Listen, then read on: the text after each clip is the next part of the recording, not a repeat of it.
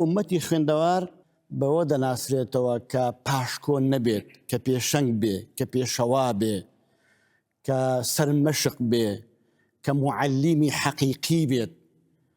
خوای تەعالا کە باسی مهمەی پێغەمبەران دەکات، هەموو پێغەمبەران کە باس دەکات ناردوونی بە بەیینات.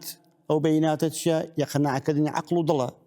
ناردوویەتی بە شەریعەت، ئەمە یاسایە بۆ ژیان. ناردوویەتی بە تەرازوو، ئەمە تەطبیقی عەدالەتە بۆ بەختەوەری مرۆڤەکان.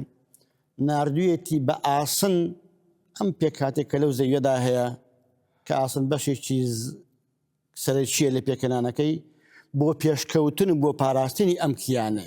هەموو بە علم دەکرێت. بۆیە علم لە ذاتی خۆیدا هیچ علمێکی خراپ نییە، بەڵام لە شێوازی بەکارهێنانی ئەو کاتی حکم بەسەر چاک و خراپیە دەدرێت. وەکە دەڵێن علم چه علومی ئینسانی بێت، چه علومی طبیعی بێت، لە ڕوانگەی دینی ئێمەوە هەمووی خطب مرۆڤاتی دەکات. خوا لە مەقامێکە باس دەکا ئینەما یەخشە الله من عیباده العولەما، لە مەقامی علومی طبیعی سروشتیا باسی دەکات. ئێمە هەزار ئاەت لە قورئانە بۆمان باسی ئەم سروشت و طبیعەت و دنیا و گەردوونە دەکات.